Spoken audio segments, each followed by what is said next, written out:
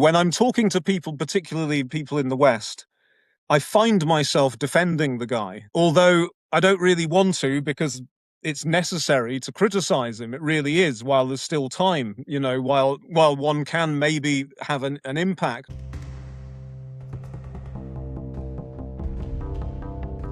Today in American foreign policy foibles, there was an attack by Ukraine on one of Russia's most important oil refineries and industrial cities in Tatarstan. This was a major attack, described as one of the deepest, if not the deepest attack into Russia by drones. And on the internet, on social media, you could see videos of these drones just flying into the city in far eastern Russia, which is a very important place where the oil is being produced. If you look at the reports, what it says is that Ukraine has been systematically targeting Russian oil facilities using Western funding and backing. That puts pressure on Russia, which is a net oil exporter and energy exporter. It forces them to use more of their oil to supply their people instead of selling it for export, and that reduces their capacity. But what it also does is it increases the price of oil worldwide for even if, yes, these are oil supplies that are energy supplies that are being used inside Russia. The idea is to impact Russia, but this will also impact the global markets and global trading of energy. And that works at cross purposes with the U.S. policy of trying to keep the price of oil down, trying to smuggle essentially oil tankers out of the Persian Gulf under the nose of the Revolutionary Guard. So this is just a kind of absurd situation and the kind of comical situation that the U.S. gets itself into with its foreign policy adventures. On the one hand, it's trying desperately to get oil out of the Persian Gulf to keep global supplies up and prevent the price of oil and gas from going up and hurting Donald Trump in the midterm elections that are taking place in November. On the other hand, it's helping finance to some extent and bankroll the Ukrainian war effort that is meant to diminish Russian oil capacity and, by extension, potentially reduce global energy supplies.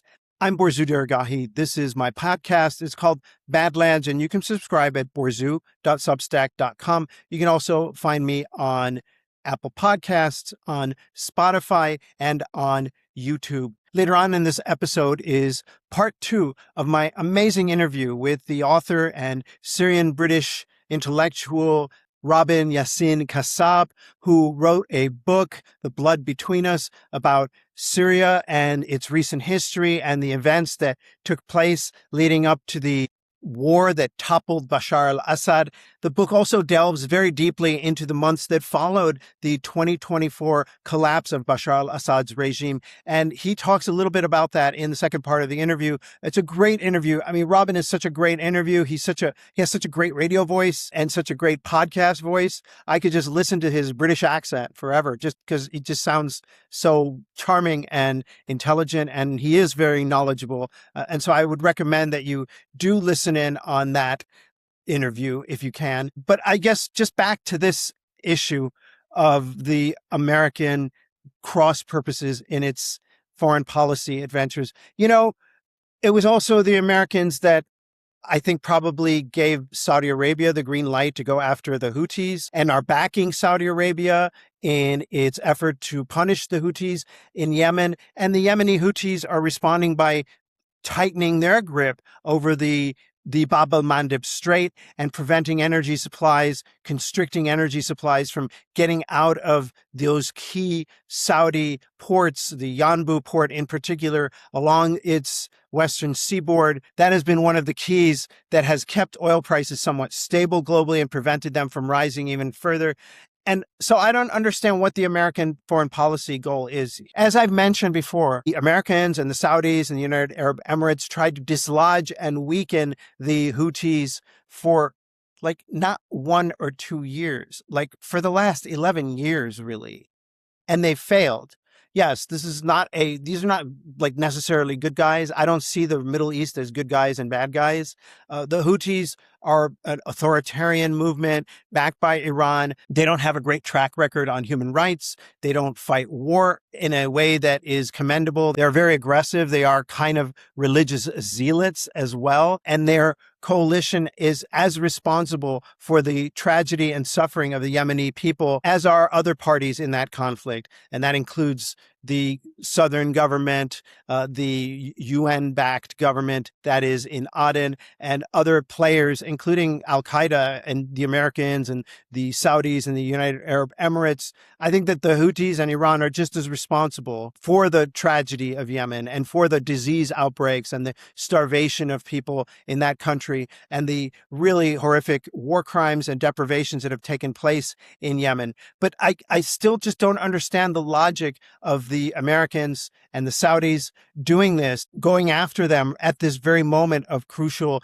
energy shortfalls. You know, I was all set to talk about how markets are set to rebound despite all of this, because once the Americans recognize and acquiesce that they lost the war, that's when the kind of good stuff will start. That's when the Americans will I thought maybe the Americans would say at that point, like, enough of these misadventures. Let's focus on domestic matters, and let's focus on keeping our country safe instead of going on these foreign policy misadventures. And I thought that that would be really good. That I thought that we're returning some kind of stability and sense of sanity in U.S. foreign policy, especially when it comes to crucial matters such as oil and energy prices, and not messing with the DNA of the global economy and so on, as the United States did when it attacked Iran and triggered the inevitable and totally predictable closure of the Strait of Hormuz. I thought that the U.S. maybe learned, and you saw these indications that Trump was just going to accede to the Iranians, at least for now, and let the markets do their thing and let the economy improve and let consumers stop paying so much for oil and gas and so on. And then you saw this thing with Saudi Arabia, and now you see this thing with Ukraine. Now, like, just one little caveat here. Ukraine could have been acting on its own, but I doubt it. I think that they have to get some kind of green light from their Western backers before taking on something so adventurous as to launching these drone strikes deep, deep in Russian territory. And at least the Americans could come out and publicly condemn it or tell them not to do it again. And they've been doing this repeatedly. It's actually part of their strategy. This will most definitely further rattle global markets. This is not going to just be affecting Russia. And that is something that the Americans need to think about. U.S. foreign policy right now is a shamble of contradictions. They don't know what they want. And so they just basically are throwing feces at the wall, trying to solve various problems, and not very well. They have allies working at cross purposes. This happens all the time for example, in northern Syria, there was a time when the U.S. was backing the Kurdish militias that were fighting ISIS, and also ostensibly, to some extent, backing the Arab rebel groups that were fighting against both ISIS and the Syrian regime. And those two groups started fighting each other. So you basically had two groups of American fighters fighting each other instead of fighting either ISIS or the Syrian regime. And this is the disasters that keep befalling the American foreign policy, because you have, no clearly thought out strategy, really no interagency process. That's completely collapsed at this point. There's no more process in terms of vetting foreign policy ideas and initiatives. It's all done straight out of the White House. And this did not start just with Trump. This started earlier than just Trump. This phenomenon of ignoring or cooking up intelligence to meet a foreign policy objective, it actually started perhaps with Reagan, but it definitely took place in the Iraq War with George W. Bush, kind of starting with a foreign policy objective, or not even an objective, starting with a foreign policy notion that is ill thought out and driven by ideology or propaganda, and then working your way backward to try to justify it by cooking up intelligence, coming up with some stupid raison d'etre for launching a war. Oh, they've been at war with us for 47 years, and not looking at the real situation on the ground, not consulting or listening to the experts at the State Department, the CIA, and the Defense Intelligence Agency. This is what happens when you run foreign policy like this. You get situations where, on the one hand, you're risking the lives of sailors and perhaps even U.S. military personnel to get oil out of the Strait of Hormuz, 8 million barrels a day, they are claiming. Let's see if that's true. We'll find out soon enough.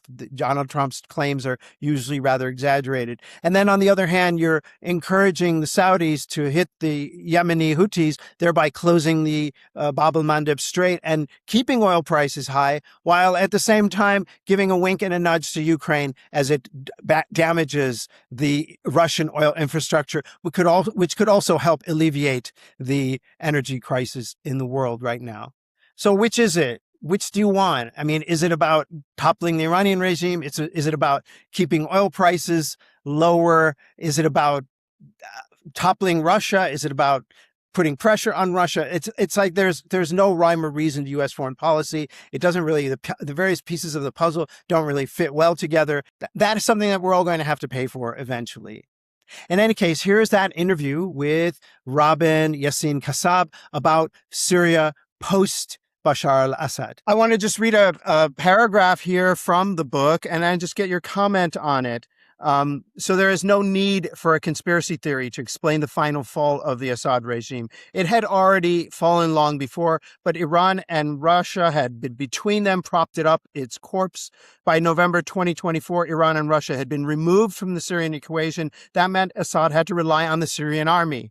An army which, by this stage, was largely manned by forcibly conscripted men expected to give their lives in return for nothing at all. For our daily rations, one said to an international news outlet, we got just one egg and one potato. So that's really the context that you're describing. There's another point that you emphasized in this first chapter, at least, that Hezbollah, which was a celebrated force in Syria since 2006, since it stood up to Israel. Hezbollah was celebrated by both Sunni and Alawites and other groups inside Syria, which is, after all, an Arab country, and Hezbollah is an Arab group, as this kind of strong force that stood up to Israel.